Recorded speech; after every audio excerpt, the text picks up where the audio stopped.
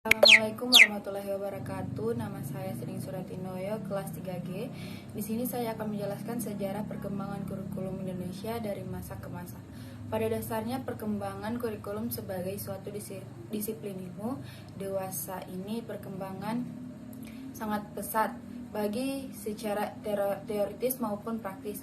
Jika dahulu kurikulum tradisional lebih banyak terfokus pada mata pelajaran dengan sistem penyampaian penuangan, maka sekarang kurikulum lebih banyak diorientasikan pada dimensi-dimensi baru, seperti kecakapan hidup, pengembangan diri, pembangunan ekonomi dan industri, era globalisasi dengan berbagai permasalahannya, politik, bahkan dalam praktiknya telah menyentuh dimensi teknologi informasi dan komunikasi. Sejak Indonesia merdeka pada 17 Agustus 1945, pendidikan di Indonesia semakin berkembang dan perhatian dari pemerintah akan hal itu sangat baik sekali dalam perkembangan kurikulum. Dan di tanah air ini perkembangan kurikulum dapat diklasifikasikan menjadi 4 periode, yaitu periode sebelumnya kemerdekaan, periode Orde Lama, periode Orde Baru, dan periode reformasi sekolah dasar, sekolah menengah, dan sekolah menengah atas. Masa setelah merdeka sampai 1952, setelah merdeka, pedoman pelaksanaan pendidikan berdasarkan Undang-Undang 1945 atas usul dari Badan Pekerja KNIP. Pada Desember 1945 dibentukkan Panitia Penyelidikan Pendidikan oleh Menteri Pendidikan, Pengajaran, dan Kebudayaan. Pada masa kedudukan Belanda, Indonesia dibagi menjadi negara bagian RIS setelah kembali menjadi Negara Kesatuan Republik Indonesia (NKRI) yang diresmikan pada 17 Agustus 1945. Pendidikan disatukan kembali. Keadaan ini berlangsung pada 1952 sampai 1964. Pada masa ini pendidikan di Indonesia mengalami penyempurnaan. Tujuan pendidikan dan pengajaran Republik Indonesia pada waktu itu adalah membentuk manusia susila yang cakap dan warga negara yang demokratis serta bertanggung jawab tentang kesejahteraan masyarakat dan tanah air.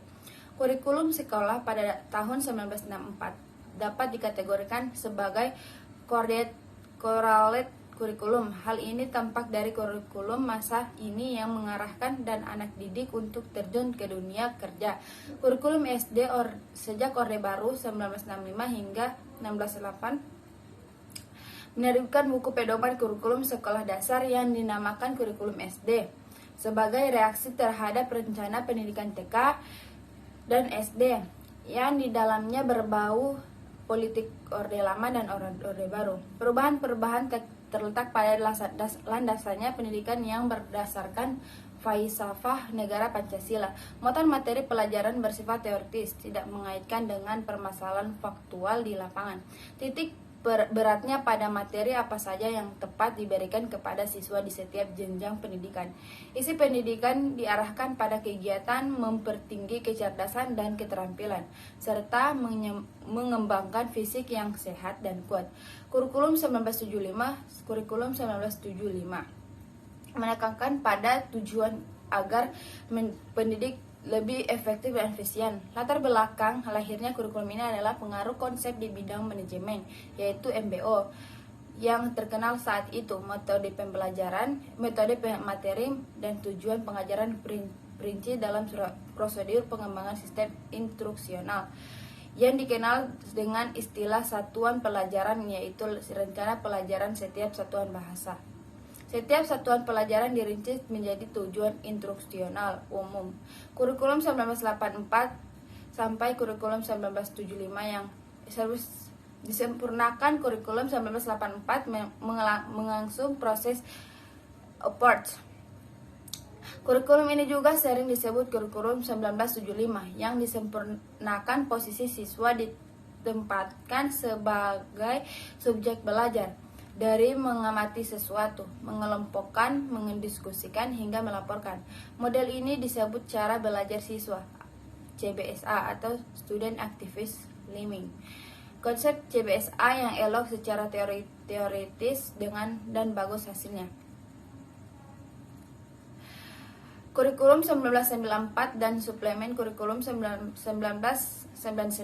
kurikulum 1994 merupakan hasil upaya untuk memadukan kurikulum-kurikulum sebelumnya, terutama kurikulum 1975 dan 1984. Sayang, perpaduan antara tujuan dan proses belum berhasil, sehingga banyak kritik berdatangan disebabkan oleh beban belajar siswa dinilai terlalu berat maupun dari muatan nasional sampai muatan lokal. Materi muatan lokal disesuaikan dengan kebutuhan daerah masing-masing. Misalnya bahasa daerah, kesenian, keterampilan daerah, dan lain-lain. Kurikulum 2004 KBK kurikulum berbasis kompetensi sebagai pengganti kurikulum 1994 adalah kurikulum 2004 yang disebut dengan kurikulum berbasis kompetensi KBK.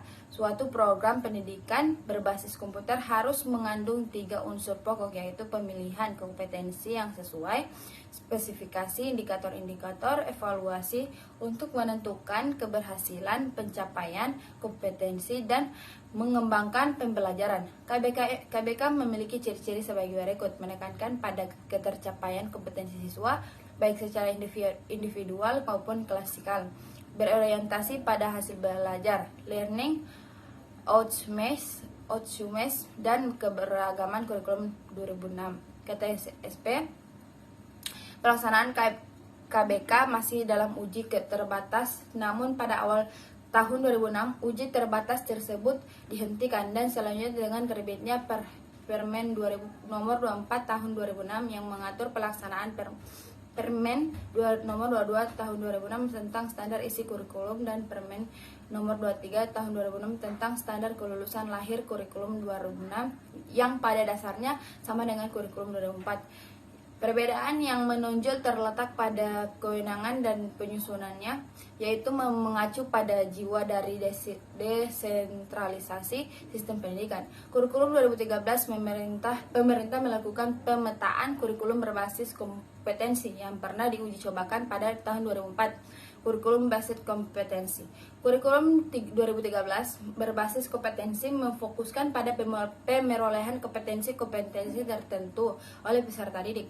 Oleh karena itu, kurikulum ini mencakup sejumlah kompetensi seperangkat tujuan pembelajaran yang dinyatakan sedemikian rupa, sehingga pencapaiannya dapat diamati dalam bentuk perilaku atau keterampilan peserta didik sebagai suatu kriteria keberhasilan.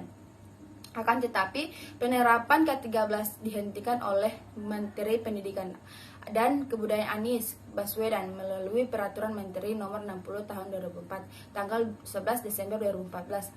Alhasil kurikulum yang digunakan kembali kepada kecuali satuan pendidikan dasar menengah yang sudah melaksanakan selama 3 semester, satuan pendidikan usia dini, dan satuan pendidikan khusus. Penghentian tersebut bersifat sementara, paling lama sampai tahun pelajaran 2019 sampai 2020.